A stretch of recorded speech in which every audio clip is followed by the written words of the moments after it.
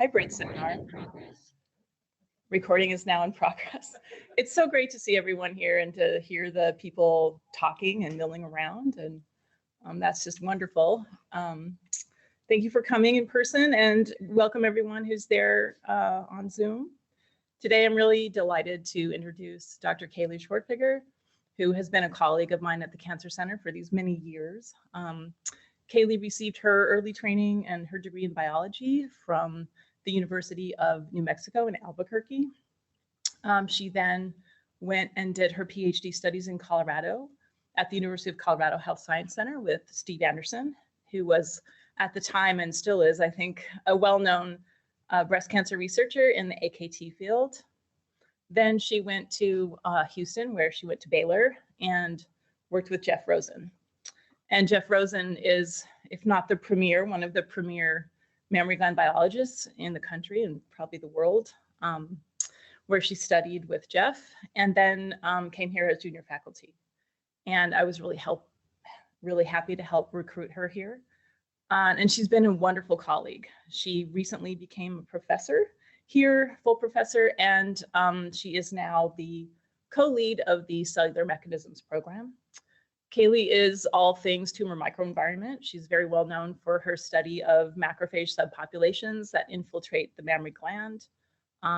She studies mammary gland biology as well as breast cancer biology and the role of the tumor microenvironment. Kaylee has served on numerous study sections for the DoD, Komen, the ACS, and the NIH. She's extremely well known nationally and internationally for her work in this area. She's developed many of the techniques. She's also a wonderful collaborator. If you look at her bio, I think she has half a dozen grants that are collaborative, including with my group. And so she's a go-to person for her expertise, her collegiality, and her really strong knowledge base. She's also a wonderful trainer. She's trained a number of outstanding people who are going to be the next generation of mammary gland biologists, and they're sitting over here. So I will stop now, but thank you so much, Kaylee, for being brave and doing our first hybrid seminar.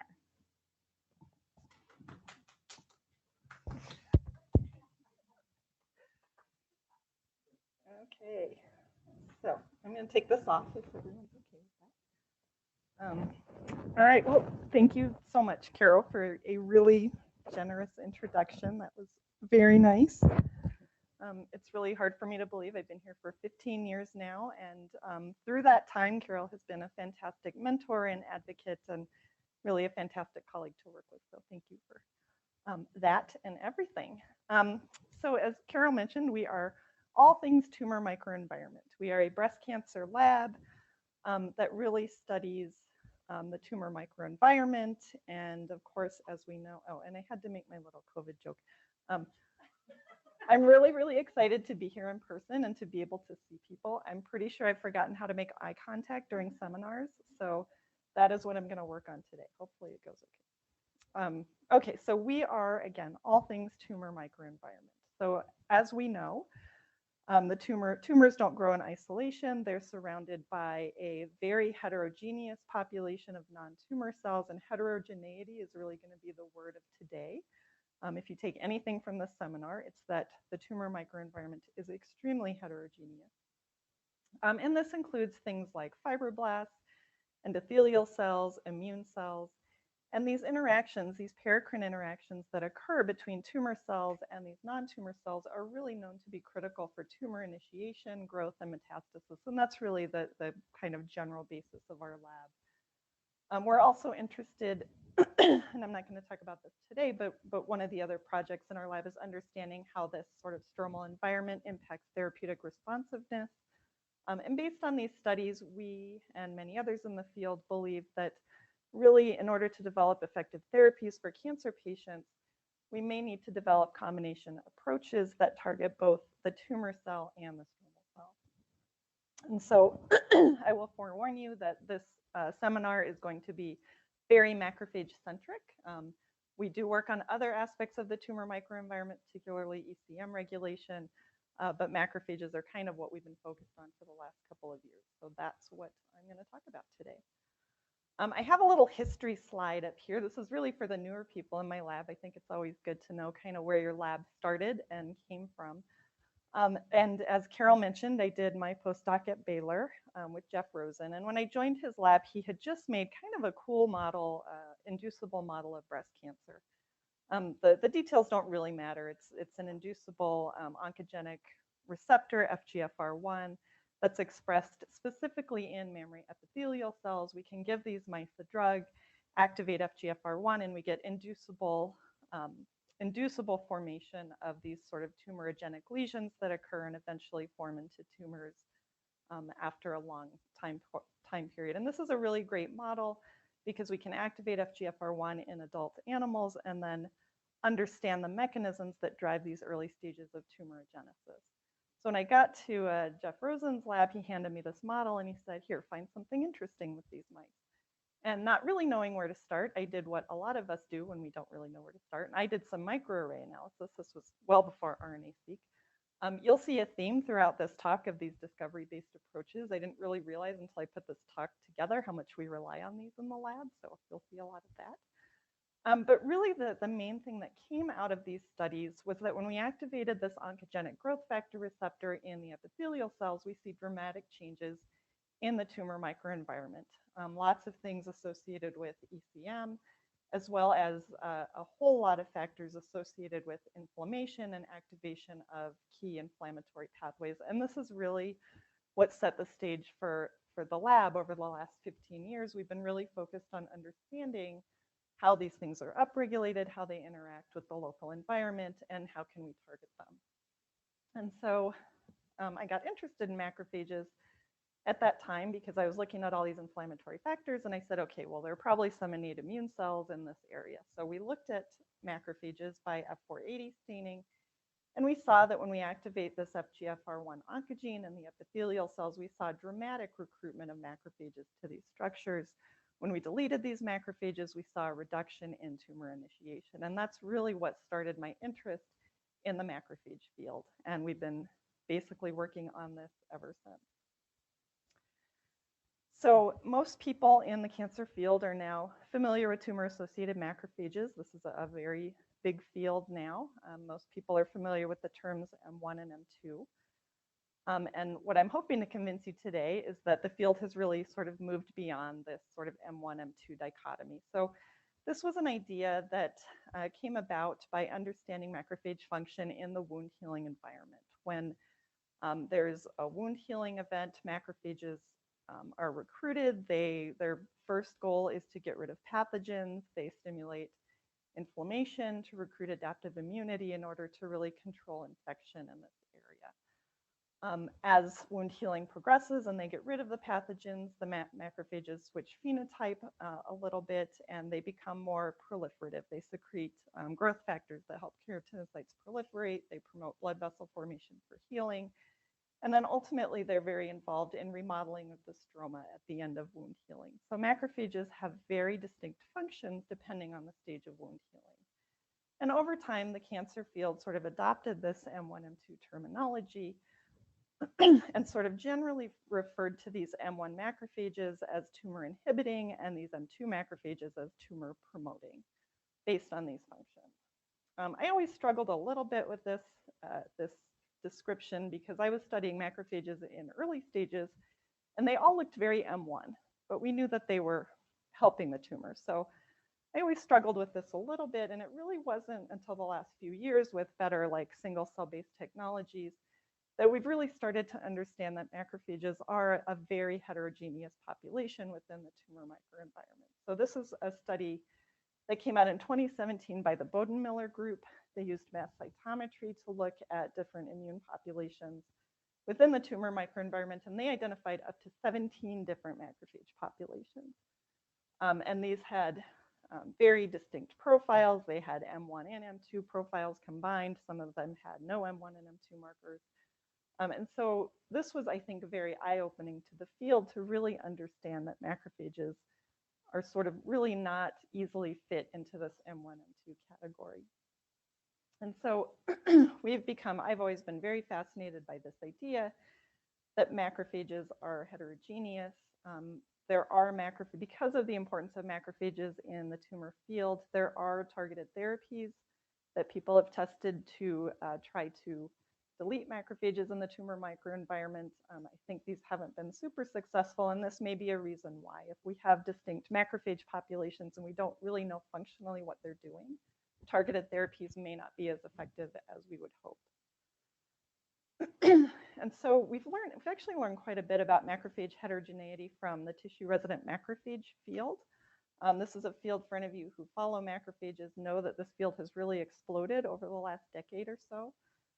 When I was a postdoc, we thought all macrophages just came from the bone marrow, and we now know that embryonic macrophages can seed different organ sites.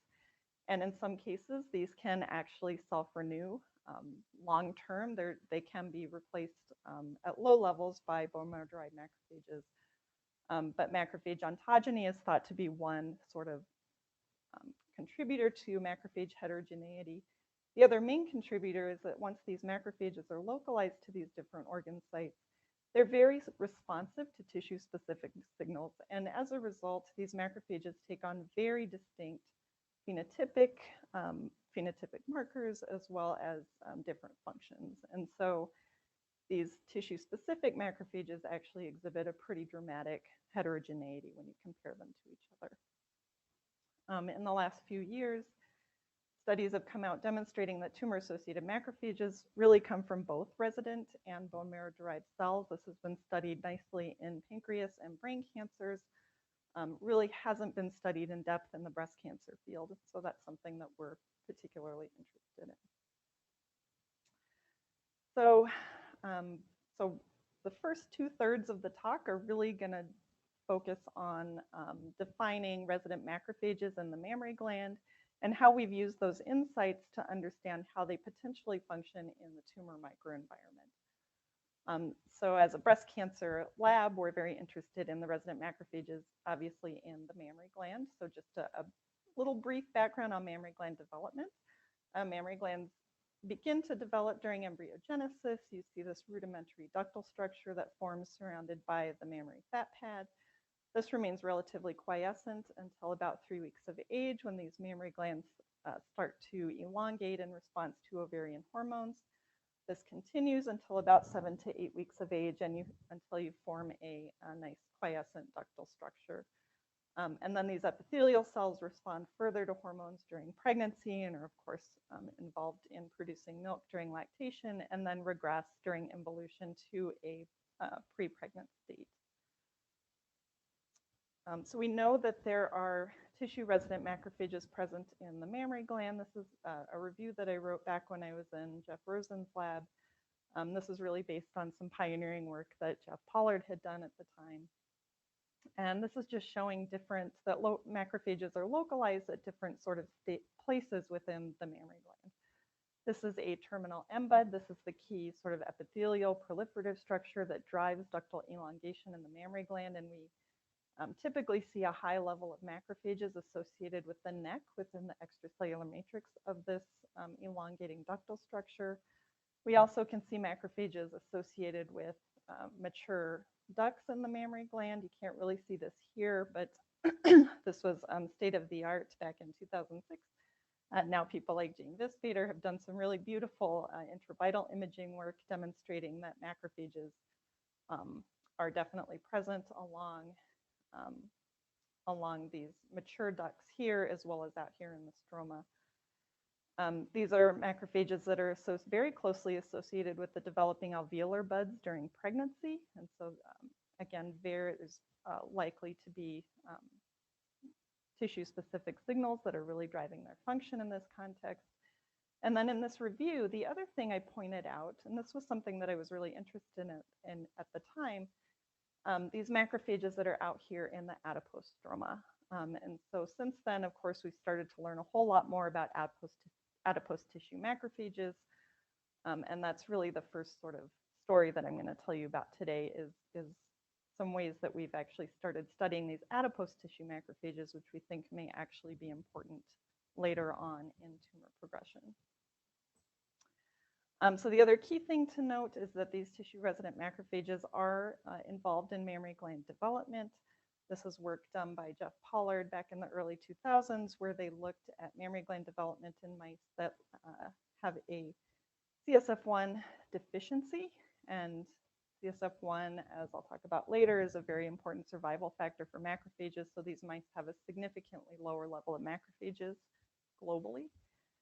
And we see a significant reduction in ductal elongation, as shown in this whole mount in these mice.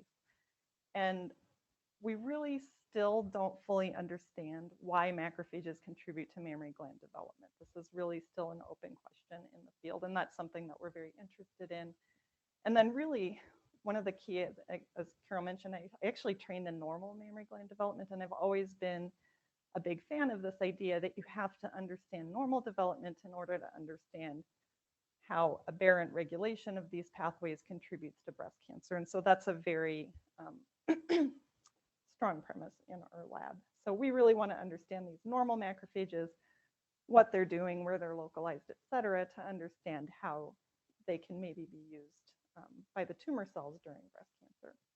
So this is a study that we published last year. This was a COVID paper. We shut down. We said, okay, let's gather data and submit a paper. So this was one of the COVID papers that we submitted. This was done in collaboration with Heather Machado down at Tulane University. I postdoced with her in Jeff Rosen's lab, and we've been working together ever since. So they took mammary glands from 10-week-old estrus-matched mice. They sorted CD45 positive cells and did some single-cell RNA-seq analysis.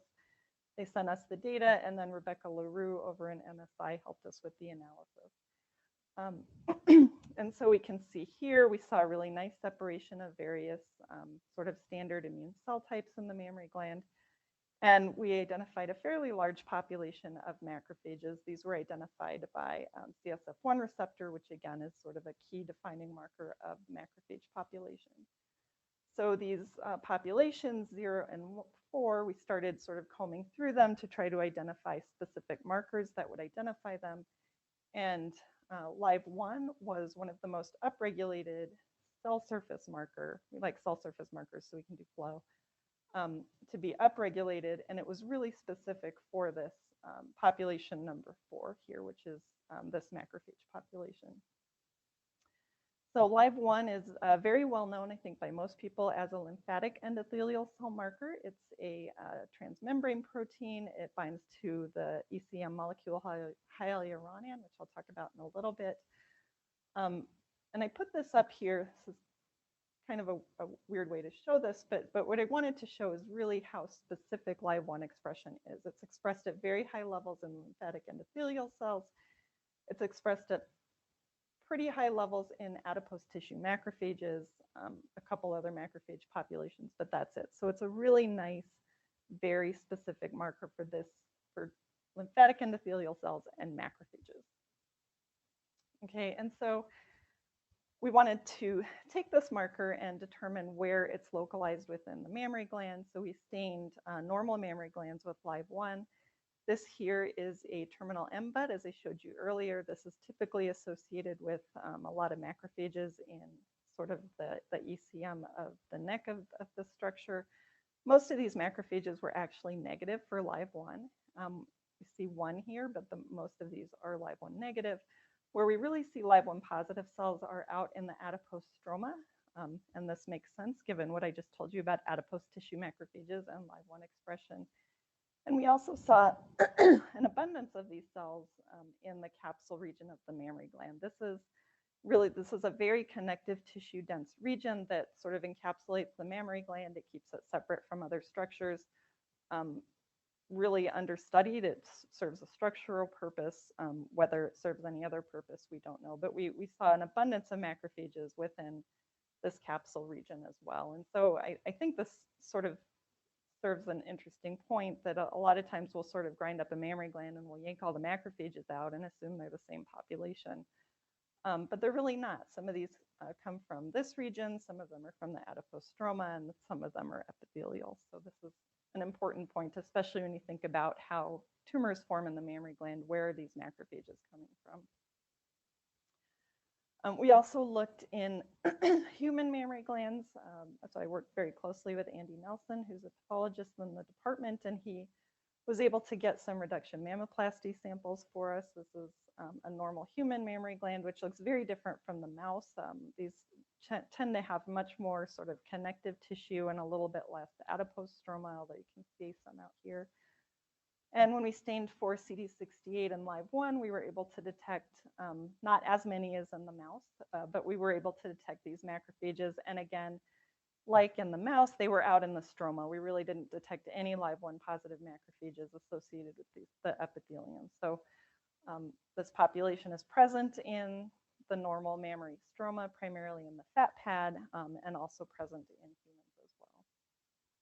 And so we wanted to dive into this population a little bit more. So we did some transcriptional profiling. We did this both by looking at the single-cell RNA-seq, and we also, just to be thorough, sorted out live-1 positive and negative macrophages and did bulk RNA-seq, and these really sort of confirmed each other, which was nice. And what we found is this live-1 positive population is associated with gene ontologies such as extracellular matrix, receptor-mediated endocytosis, glycosaminoglycan binding. Even if we took live-1 out of the mix, which is a glycosaminoglycan receptor, we still saw these same ontologies. So that was really interesting. In contrast, the rest of the macrophages were associated with more sort of standard inflammatory signaling pathways, and I'll come back to this a little bit later. So we wanted to follow this up. We know that live-1 is a receptor for this extracellular matrix molecule, hyaluronan. This is an ECM molecule that we've been studying for many years in the lab now. So this was kind of a nice sort of bridging of projects in the lab. HA is a very high molecular weight glycosaminoglycan. It's a key component in the ECM found in pretty much every tissue in your body. It's important for structural support and hydration. It's produced primarily by fibroblasts, although other cell types can make it as well.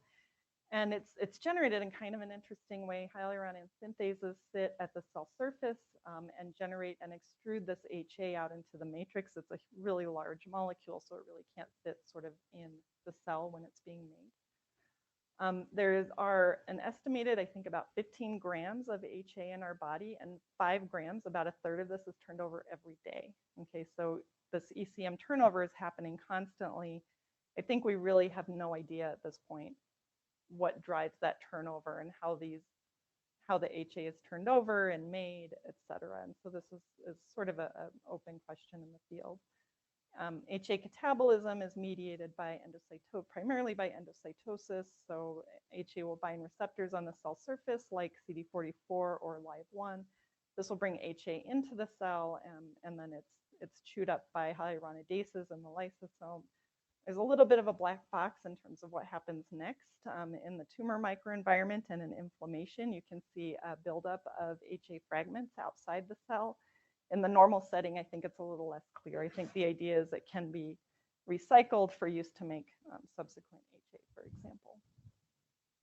So we, of course, thought, well, we should probably try to localize these live-1 macrophages to HA in the mammary gland. But first, we need to know where HA is in the mammary gland. And so this is work Patrice Witchen in the lab has been doing, trying to characterize HA localization in normal mammary glands. So this is just showing hyaluronan staining, and in a mammary gland, here's a lymph node. And then you can sort of see some blue epithelial structures sort of interspersed in the fat pad. And where we see really high levels of HA is within this mammary gland capsule, as I mentioned, this connective tissue around the mammary gland. And we also see, I don't know what we call these little HA ribbons that are kind of running through the mammary gland. These are just little areas of connective tissue that don't really seem to interact directly with the epithelium. They don't really change during mammary gland development. So this really probably serves as structural support for this adipose tissue. And so when we stained mammary glands with live-1 and HA together, we saw that indeed these live-1 macrophages do seem to localize fairly specifically to HA-containing regions. And so this is showing the capsule region here, as well as these sort of connective tissues, tissue pieces within the mammary gland. And Ying Wang, who was a researcher in the lab, quantified this and demonstrated that the majority of live-1 macrophages are associated with HA structures in the mammary gland. So we wanted to know whether these macrophages do something with this HA in the mammary gland, and we did what was at the time kind of the not most clean experiment where we depleted macrophages, and this was just a whole body macrophage depletion using a CSF1 receptor inhibitor. These inhibitors are very good at depleting macrophages in general, and so we treated mice with this inhibitor. We saw a dramatic decrease in the number of macrophages, both live-1 positive and live-1 negative. And then we looked out in the adipose stroma, and in comparison to the control-treated animals, we did see what appeared to be an increase in HA accumulation within these mammary glands with CSF1 receptor inhibition. And then we quantified this using an HA-based ELISA and demonstrated that there was, in fact, an increase in HA in these mammary glands. So this suggests that these macrophages in general are important for HA turnover in the mammary gland. At the time, we really didn't have a way to selectively target the live-1 positive macrophages, but since then, Alexis Alfstrom, my CAB student in the lab, has been working on generating a model of live-1 selective macrophage deletion. So we got the live-1 Cree mice. This will drive live-1 in any cell expressing live-1, so that would be lymphatic endothelial cells and adipose tissue macrophages. And cross them with a CSF1 receptor flox mice. So these mice will then delete CSF1 receptor. Lymphatic endothelial cells do not need this receptor for survival, but macrophages do. So you'll get a selective deletion of macrophages in these mice. And so she has started looking at phenotypes in these mice. She was able to confirm that there's a significant reduction in the number of live-1 positive macrophages in these mice, and a corresponding increase in HA accumulation. And these studies are preliminary, but I think they're, so far, they seem to be supportive of our hypothesis so far. So based on this, we've concluded that live-1 macrophages in the normal mammary gland contribute to HA turnover and ECM homeostasis. And really kind of the big open question is whether these changes in ECM impact mammary gland development. They may or may not. This may be more of a structural thing that may not really impact the epithelium. We still need to work on those. But really the other question I have is does this change tumorigenesis? High molecular weight HA is actually known to be tumor suppressive. And so it's possible that, for example, having more HA in the normal mammary gland may be inhibitory to tumorigenesis, for example. So those are studies that are ongoing. But this has really led us to the question of whether these macrophages are important in breast cancer itself. And so as I just mentioned, we know high molecular weight, again, made at very, very high mass, up to 1,000 to 5,000 kilodaltons. And this is fairly well established in the literature to be tumor suppressive. It inhibits tumor cell proliferation. It inhibits migration. In the normal setting, again, as we just talked about, this is turned over at fairly rapid levels in the body, but this really doesn't result in any sort of pathology.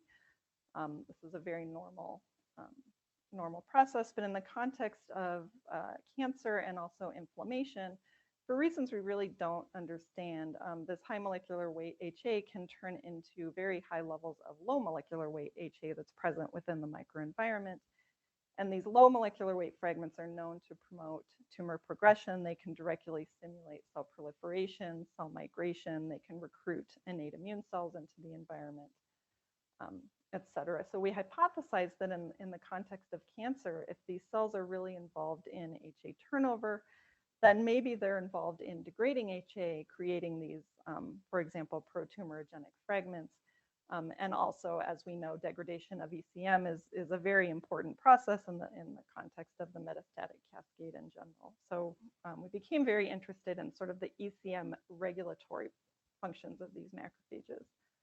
So we started looking at macrophage localization in mammary tumors, and this is just one example. We've done this in a number of models as well as in human breast cancer samples, and we really consistently see the same thing. This is the tumor parenchyma, and we see lots of macrophages generally in these mouse mammary tumors. The majority of them are live-1 negative. we really don't see the live one positive macrophages until we look out at the peritumoral stroma.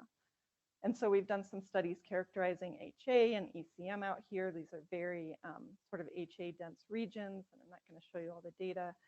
But this is consistent with our hypothesis that these resident macrophages are maybe being recruited to these structures and promoting ECM remodeling and potentially invasion. And so we wanted to know whether live one macrophage deletion does in fact impact tumor growth or progression. So Alexis took advantage of this live one macrophage deletion model, injected EO771 cells. So as a side note, we're sort of in the process of shifting all of our mouse models into B6 mice because that's where all the good genetic models are. So this is something we're still working on, but she injected EO771 cells into these mice and does in fact see what appears to be a significant reduction in tumor growth in these mice. And when she looks at HA accumulation, again, similar to the normal mammary gland, she sees a significant upregulation in HA. And our current hypothesis is that this is an accumulation of high molecular weight HA that's serving a tumor suppressive function, but we still have yet to prove that. One other thing she has been working on is determining whether these live one macrophages do in fact fragment HA. Macrophages in culture don't really seem to like expressing live one, so she spent a lot of time trying to figure out how to induce live one on macrophages, and she has a nice protocol worked out, and so she's been able to compare live one expressing and non-expressing macrophages, and has basically shown that there is a significant accumulation in low molecular, very low molecular weight HA when live one is induced on these macrophages. So we don't actually know at this point whether live one is just a marker or whether it's functional, whether it's actually involved in this fragmentation, but that's something that she is working on as well. So what I've shown you so far is that live one macrophages represent a resident tissue population in the adipose tissue of the mammary gland, and they're important for maintaining ECM homeostasis. When we wrote the paper, we talked about them being mammary gland stromal macrophages. I think they're really adipose tissue macrophages. But whether these interact at all with the epithelium, the glandular epithelium in the female mammary gland, are, I think, sort of open questions that we need to dive into. And we're trying to figure out whether live one macrophages drive tumor cell invasion via HA fragmentation and ECM degradation. There probably are other mechanisms involved, but this is sort of a nice place for us to start because we do have a lot of experience with the HA field. And then obviously the big question, are these macrophages targetable in cancer? Live one itself, if it's functional, probably won't be a good target because then you're hitting the lymphatic endothelial cells as well, which may have bad effects. But we're really diving into the sequencing data to see if we can find other potential functional markers within these cells. Sure. Yeah.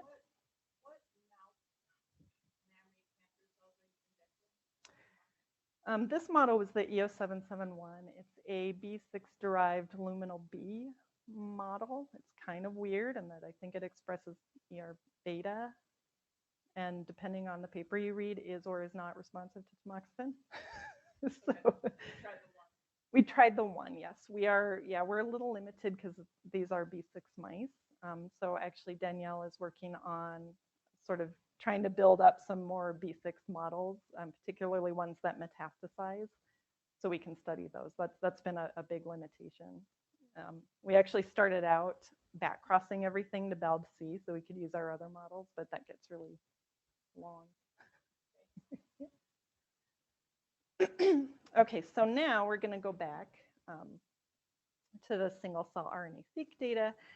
And this was sort of the story from this population number 4, the live one positive macrophages. And now I'm going to tell you a story that really starts with the live one negative macrophages that have this sort of upregulated activation of sort of normal inflammatory signaling pathways. And so we became interested in this population mostly because we saw activation of, for example, STAT transcription factors. And when we went back, and here's more RNA-seq data, I told you there's a theme. We had done some RNA-seq on bulk macrophage populations from 6-week-old and 10-week-old mice, and also from intraperitoneal macrophages as a control. And we looked at expression of these STAT transcription factors in these macrophage populations. And really, the only one that sort of popped up as differentially regulated in the mammary gland was STAT5. And this was really intriguing to me. In the mammary gland field, STAT5 is very well known for its role in regulation of milk protein genes. In fact, Jeff Rosen had spent decades studying this. And so this is what I associated STAT5 with. And it really wasn't until I came here and heard Mike Farrar and people in his lab talking about STAT5 regulation of T cells. And I realized, okay, it probably does something other than just driving beta casein expression. And so I became very interested in this. So STATs are known to regulate macrophage function, particularly STATs 3 and 6 have been very well studied in this field. STAT5 really has been understudied. And so we decided to follow up on this. And these two slides I'll go through kind of quickly. This was published a little while ago.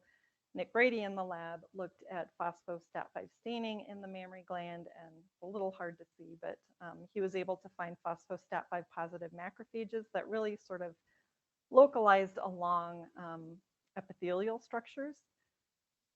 And so we got these STAT5 floxed mice that Mike Farrar had in his colony, and we back-crossed these. And then we crossed them to the CFIMS Cree mice. This is a CSF1 receptor Cree model to generate STAT5 conditional knockout mice that delete STAT5 selectively in their myeloid population. And when we looked at mammary gland development, we weren't actually expecting to see a phenotype, but we were pleasantly surprised to find that these mammary glands actually do have a phenotype. The STAT5 conditional knockout mammary glands show a significant reduction in ductal elongation, but at the same time, they showed branching as well as increased epithelial proliferation. So we think that instead of growing out, these ducts had kind of slowed down due to proliferation happening where it wasn't supposed to, and ended up sort of trying to grow out a little bit. And so the paper that he published sort of focused on this idea that STAT5 actually seems to regulate aromatase gene expression, and we think these macrophages can provide sort of local sources of estrogen to these cells, which drives upregulation of ER target genes and proliferation.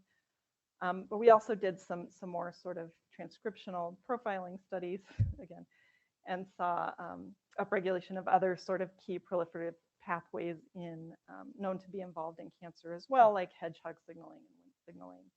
And so this led to kind of the natural question of, are these STAT5 knockout macrophages setting up sort of a tumor permissive environment? And so if we activate oncogenic signaling, can we drive tumorigenesis in these mice? And so going back to this model I mentioned earlier, we were able to cross these STAT5 conditional knockout mice to these inducible FGFR1 mice, which again form these nice inducible epithelial lesions. And when we activated FGFR1, we saw a dramatic increase in the formation of early stage hyperplasias as well as epithelial proliferation, suggesting that these macrophages are creating sort of a tumor permissive microenvironment. This was an interesting finding. This would suggest that STAT5 activation in macrophages actually promotes a tumor restraining type of macrophage function rather than a tumor promoting. So this led us to the question of whether STAT5 is activated in macrophages in the tumor setting. So our hypothesis initially was no. Why would it be? If it's a tumor restraining population, why would we see activated STAT5? But when we started digging into this a little bit, we started doing some sort of basic in vitro co-culture studies. This was done by Emily Jesser, who is a MyCap student in the lab who graduated recently. And she took tumor cell conditioned medium from all of our favorite sort of breast cancer cell lines and found that particularly the triple negative breast cancer cells, as you see here, produce soluble factors that are effectively able to activate STAT5 in macrophages. And we also see this these are a couple of mouse models that we use routinely in the lab that also represent triple negative models. And we saw in many of these cell types that we were in fact able to activate STAT5. And when she stained with phospho-STAT5 in mammary tumors, she was able to identify a population. This is about 25 to 30% of macrophages have phospho-STAT5. So not the entire macrophage population, but really a subset. She was able to narrow this down to tumor cell-derived GM-CSF. GM-CSF is expressed at higher levels in the cells that are able to activate STAT5. And she used a GM-CSF neutralizing antibody to show that GM-CSF is required for STAT5 activation. So we then, given this knowledge, we hypothesized that if we deleted STAT5 in these macrophages, that we may actually be able to promote tumor progression if we're losing this sort of tumor restraining feature of these cells. So she injected, actually this was done by Nick Brady, Danielle Huggins, and Emily Jesser. They all did independent studies, which is always nice because then you confirm things.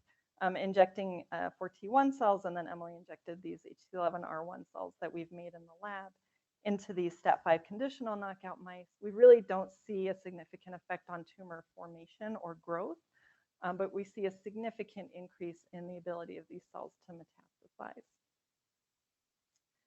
So we then went and did some more RNA-seq analysis, because that's what we do apparently. And when we compared these macrophages, interestingly, the cells or the genes that were decreased in the conditional STAT5 knockout mice or knockout macrophages were associated with things like T-cell activation, phagocytosis, presentation of MHC2. So all things associated with adaptive immunity. This has led us to suggest that STAT5 activation in macrophages actually drives an adaptive immune response, which could be anti-tumor, and we actually have a DoD grant now to study that in the lab. The other thing that she ended up focusing on was she saw an enrichment in genes associated with the epithelial mesenchymal transition, which of course is a very important process in cancer progression. And if we look at this list of genes, interestingly, we saw a number of genes associated with things like the extracellular matrix. You can see collagens here, lysyl oxidase, tenascin C. We gravitate towards these things because we are also in part an ECM lab, so we became interested in this. And based on these studies, she hypothesized that these macrophages are producing factors that are inducing signaling pathways like FAC, which is a very common signaling pathway activated by exposure to ECM. And so she did some sort of co-culture studies and demonstrated that when she co-cultured tumor cells with these STAT5 knockout macrophages, she saw an increase in the ability of these macrophages, or the tumor cell. Yeah, I didn't describe this well. This is like a double condition media study where you take tumor. Anyways, long story short, the STAT5 knockout macrophages promote tumor cell migration much better than the STAT5 wild-type macrophages. And she also demonstrated that there was an increase in phospho-FAC in these tumor cells as well. And so she used a FAC inhibitor and again demonstrated that these cells are significantly responsive to FAC inhibitors, suggesting that these STAT5 knockout macrophages are able to induce FAC signaling in the tumor cells, drive tumor cell migration, and this can be inhibited by FAC. Just to summarize kind of that part, which again sort of started with this observation in resident macrophages and led us to this sort of unexpected finding in the tumor microenvironment. The tumor cell-derived factors, including GM-CSF, activate STAT5 in macrophages, which seems to lead to an anti-tumor type or tumor restraining type response. I think this leads to a really interesting question that I've been asked a few times. Why are tumor cells producing a cytokine that's promoting an anti-tumor response? And GM-CSF is a really interesting cytokine. Depending on, if you dig into the literature, it actually seems to be very dose dependent, and high levels of GM-CSF can actually stimulate tumor cell migration and invasion. So this cytokine could be providing an adaptive advantage to the tumor cells and maybe sort of overcoming this anti-tumor adaptive immune response. So this was a really interesting finding to us. And as a result, as part of this DoD grant, one of the other goals is to figure out if we can activate this signaling pathway specifically in tumor-associated macrophages and see if we can enhance anti-tumor responses in this population. So just in the last few minutes, I'm going to show a few slides from a paper that was just published in Cancer Research by Danielle Huggins in the lab. all of our studies so far focused on resident macrophages and how they contribute to tumors, but I've always just been really intrigued by this at the extent of heterogeneity within the tumor microenvironment. So we decided to sort of dig into this field ourselves. And when Danielle joined the lab, she was really interested in studying metastasis. And so we jumped into the single cell RNA-seq field. She collected lungs from 14-1 tumor-bearing mice, did single cell analysis on macrophage populations. So in this case, we sorted out macrophages and then did the clustering on those alone instead of the whole immune population. And similar to here, she saw a number of very distinct macrophage populations. And so we sort of started doing the usual, characterizing the clusters, trying to identify these different populations. And there were a couple of populations. So some of these were very easy to identify. This population here is the alveolar macrophage population based on very distinct markers. And then there are some other populations that we were able to identify, but one of the, we had a few that we weren't sure of. And so we showed this list and the list of genes to Jesse Williams, who at the time was a new recruit in the Center for Immunology, who's really a macrophage expert. And he looked at this list and he said, well, this population here looks just like the foamy macrophages that he studies in atherosclerosis. So we became interested in this. Lipid-associated macrophages are something that have been shown and studied pretty extensively in some disease states like atherosclerosis. They're starting to be identified in the tumor-associated macrophage population, although we really don't know how they're getting there, why they're accumulating, what their function is. There was a paper a couple of years ago suggesting that they're involved in immunosuppression, but again, mechanistically, we don't really know what that is. So we were excited about sort of following up this newly identified sort of lipid-associated population in the tumor microenvironment. And so Danielle took these lungs and she did some immunostaining studies to see if she could identify lipid-laden macrophages in these lungs. And this is just a slide showing a couple of macrophage markers. F480, Siglec F is an alveolar macrophage marker, and then she stained with Lipotox to find lipid droplets and was able to identify not a whole lot. They're not all over the lung, but she was able to identify some macrophages that do accumulate lipids, and these are also positive for Siglec F. And I'll go back and say that the gene expression profile did suggest to us that these macrophages may be related to the alveolar macrophage, which is really the key resident population in the lung. And so these aren't quite as dramatic as the foamy macrophage you see in atherosclerosis, but they're still identifiable. So she also worked with Jesse to develop flow cytometry protocols and was able to identify, in comparison to control non-tumor bearing mice, an increase in these lipid-associated macrophages, and particularly those associated with alveolar markers. So our current hypothesis is that these are expanding from resident alveolar macrophages in the tumor microenvironment, although we still need to follow that up.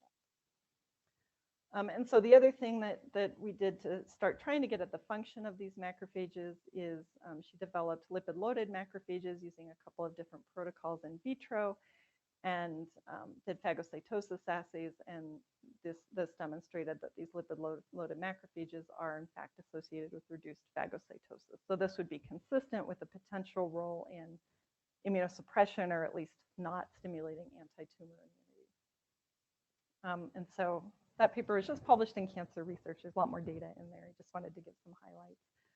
But kind of going back to this idea, we're very fascinated by this idea of heterogeneity, but really the next step is what's causing this heterogeneity.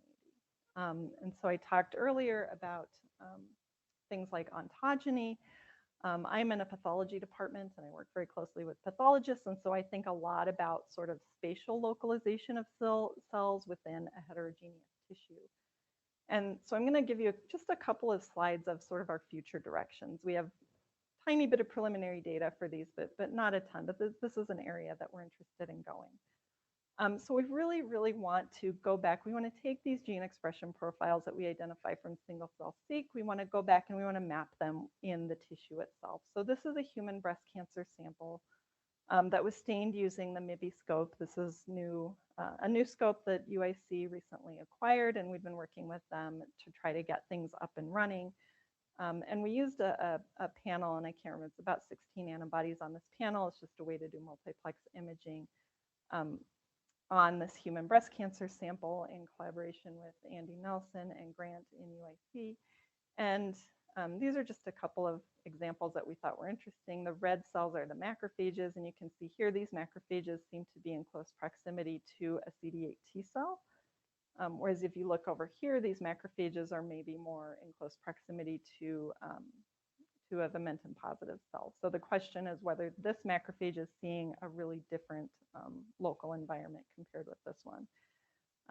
And we can also see macrophages out here in the ECM stroma, and so we hypothesized that the live-1 macrophages are localized out here. So we're hoping to get this technology up and running and start figuring out how to conjugate live-1 antibodies, for example, so that we can start looking at these macrophage subpopulations by protein.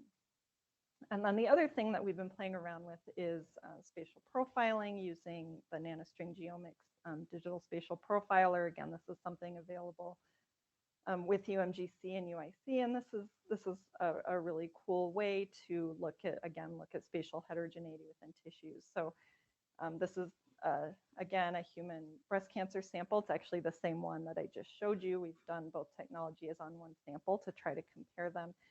And in this case, we did some RNA profiling. So this tissue sample gets stained with RNA, basically in situ probes with a UV cleavable photolinker that has an oligo on it. And so the whole tissue is stained, and then Andy, the pathologist, went in and identified specific areas of interest within the tumor to study.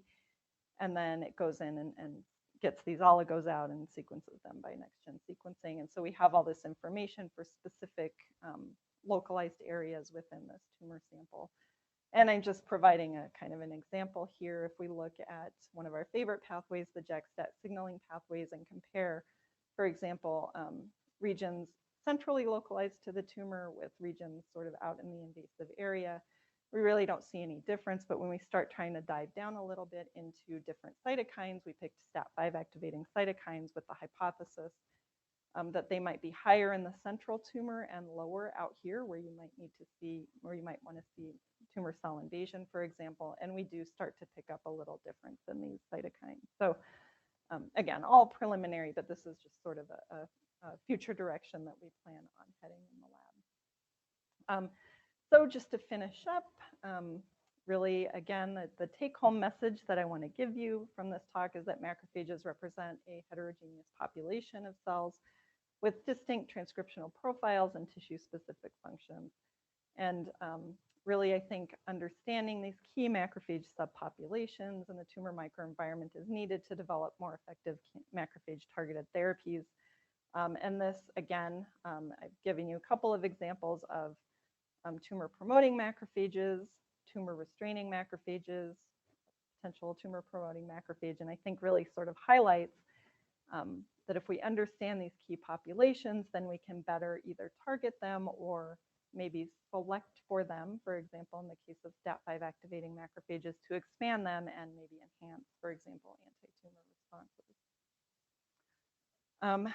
Okay, so this is my acknowledgement slide. I want to thank everyone in my lab, past and present. I'm really lucky to have worked with really great people. I have a great lab, and I'm excited for future ongoing studies. I will say this last year and a half, I think, has been trying for everybody, but I think everybody's done a great job of just sort of pushing through it and keeping things going.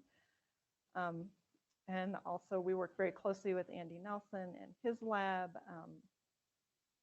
with all the pathology-related studies.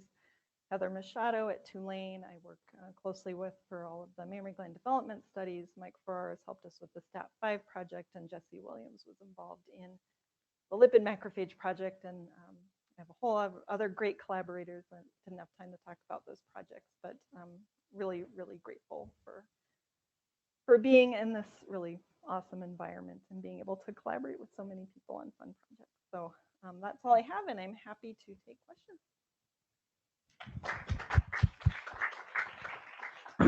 Just as a quick reminder that if you've got questions here in 125, I've got microphones so that everybody can hear us. Thanks for a great talk. So I just have a question about the HA munching macrophages. Are they getting any nutritious value out of that? Does anyone know if they use that for any reason? Yeah, I don't, you know, that's sort of a black box in the field. I think once it gets degraded, it is thought that the building blocks can be reused to synthesize more HA. So these are like disaccharides that are being generated. I don't actually, that's a good question. I don't know if they can be reused for other things. We're kind of HA centric. And macrophages can actually make HA. The other possibility is that they are released into the microenvironment and can be taken up and used by other cells.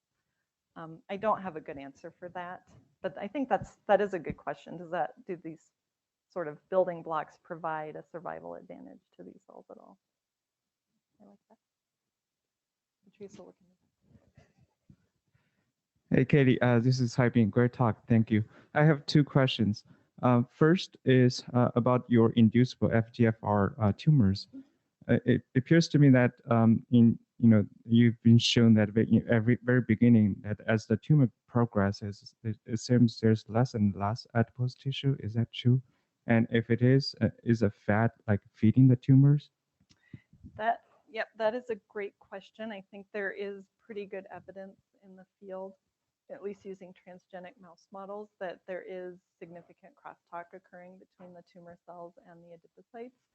And absolutely, that they do seem to be involved in sort of feeding the tumor cells. Okay, great. My second question is probably a little bit off topic. You said that lymphatic epithelial cells also express LIVE1.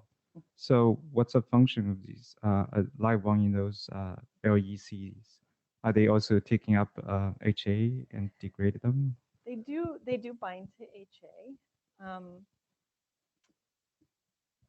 I'm actually not sure what the function of live. It's used really, it's a beautiful LEC marker. So it's used extensively to identify the lymphatics, which are actually distinct. So what we've kind of found with the sort of co-staining with macrophage markers is the single live-1 cells are almost always macrophages, and the LEC live-1 cells are marking the endothelium or the lymphatic endothelial layer.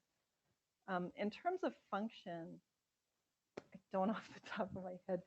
Alexis might actually know this better than I do because she's read a lot of these papers. But they definitely do bind to HA, and that is part of its function. But in terms of sort of its function in terms of regulating LECs, I'm not actually sure. I do know that the live-1 knockouts don't really have a phenotype, but I think there's probably something compensating for that. There is a paper out there with an inducible live-1 deletion, not macrophage deletion, like gene deletion, and those mice die really quickly. So it does seem to be, and they showed it had something to do with like gut, the issues with the intestine. So it does seem to be functionally important in the context of adult mice. Probably maintaining integrity. Hi, Kaylee. That was great. Have you looked at whether circulating macrophage populations reflect what's going on in the tissue and microenvironment? We have not looked at all at circulating macrophage populations. Okay. I know DeRay had been doing some of that. Because I think she had seen them sort of in her circulating clusters, maybe, but that's not something we've looked at specifically. And just to follow up, a couple years ago, I think you mentioned, and we just was a hallway conversation back when we had those, the idea that Yeely's ruxolitinib trial could be a bad idea. So now I understand the rationale for that. But there's a distinction, I think, between pathophysiologic signaling in epithelial cells versus what appears to be physiologic signaling in normal cells. So I wonder if I've actually not followed up with Yi on whether that trial has moved forward, if he's gotten anything. But I just wonder if you could comment on that, because JAK signaling is aberrant than epithelial cells and still might be a target. You know, obviously ruxolitinib is approved for a Yeah. funny set of tumors run by aberrant JAK signaling. So Yep. So we actually have a line of studies along that question, and basically what we found is that when you treat tumors, of course all in mice, but when we treat tumors with ruxolitinib, the tumors actually didn't respond at all unless we removed macrophages. And so I mean, I think it leads to this question of balance, right? If there's a lot of STAT signaling in the tumor cell and maybe not a lot of macrophages around, then it absolutely could work really well to eliminate the tumor cells. But if you have a lot of macrophages around that have a lot of STAT signaling, that seems to promote sort of a therapeutic resistance response. So, you know, I do think that targeting JAK-STAT signaling is a very relevant therapeutic approach. I think we just have to know what else is in that population that could actually be impacting that responsiveness. So, for example, this is something Aditi is working on in the lab. We found that when you treat macrophages with ruxolitinib and reduce the JAK-STAT signaling, NF-kappa B signaling actually goes through the roof and drives expression of these sort of pro-tumorigenic things, and that we think is probably what's resulting in that therapeutic resistance. So I don't know if that really answers your question. I think it's, you know, I think these, you know, and this is true for any inhibitor, right? We think a lot about, you know, we want it to target the tumor cell and get rid of the tumor cell, but we don't think a lot about what it's doing to the rest of the environment. And that's because a lot of times we don't really know what's in the rest of the environment. So, so that's where I think the spatial localization studies, you know, that's kind of the direction we're going, is if we can better understand the environment as a whole, then maybe that'll help us select better therapies, for example. That was lovely. I'm curious about the mouse model where you saw the increased branching. Did that also increase the density or the number of terminal end buds? We did not see a change in the number of terminal end buds. We looked at that. The only change we really saw was in branching, but we didn't see more terminal end buds. Curious. You might have expected to see more of them at the end of each of the branches. Yeah. Then you would have expected them to be much more sensitive to carcinogenesis. Yeah, and that's I think that's actually a great. I think it'd be interesting to do an actual carcinogenesis study in that model. You can use the MPA DMBA model on that. Yeah, exactly. Yeah, we just never tried that. Okay, great. Do we have any questions from our virtual audience? You can raise your hand. We've got one Q&A. So I have a question from Dr. Liu. Do LIV-1 positive macrophages contain more M1 or M2 macrophages, or does it vary context dependently? In the resident studies, they are very clearly an M2 like phenotype. And I didn't show these data, but they do express CD206 as one of their highest markers. And if we compare them at least to the other macrophage population, they're definitely skewed towards more of an M2-like phenotype. In the tumors, I believe that's still the case, although I think we haven't really nailed down all of the macrophage phenotypes of those cells in the tumors yet, but I think they still express CD206. So I think they're still skewed towards that M2-like phenotype. Absolutely.